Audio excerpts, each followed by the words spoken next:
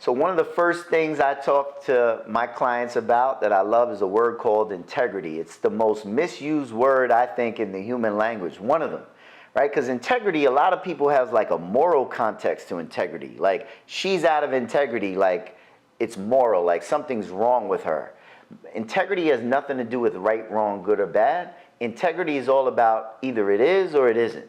It is what it is, or it is what it isn't. So, for instance, integrity to me is when I give my word that I'm going to do something or be somewhere, I'm in integrity when I do it and I'm there on time. It's just a life that's workable. When you're integrity and you give your word and you keep your word, you create a life that's workable. It's like this desk. If one of the legs of this desk was wobbly, the desk wouldn't be workable. It would be out of integrity. It's not that the desk is bad. It just would be wobbly and out of integrity. It wouldn't be workable. So when we give our word and we're not committed to keeping our word, we're out of integrity. It's just a world that's not workable.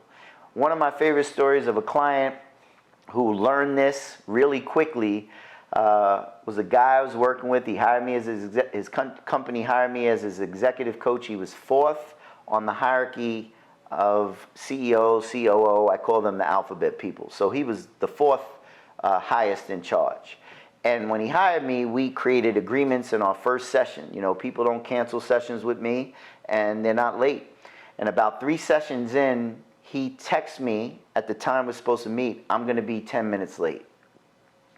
And so we get on the call, and I said, hey, we got to slow this down.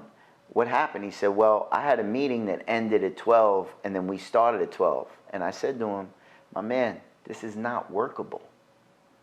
This is not workable. You can't end a meeting at 12 and then think you're going to meet with me, leave the meeting, walk down the hall, and meet with me on time. So we created agreement.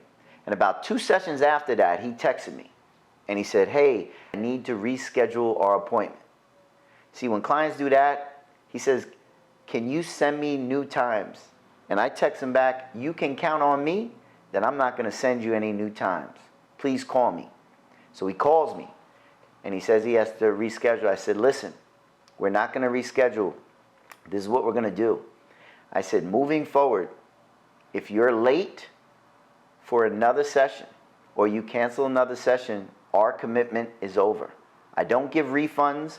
When I cut it short, our coaching commitment, I'll donate it to a charity I like. But if the only thing you learn in our work together, even if we stop next week, is the power of your word, then you will understand. If you understand the power of integrity, it will transform your leadership and your life.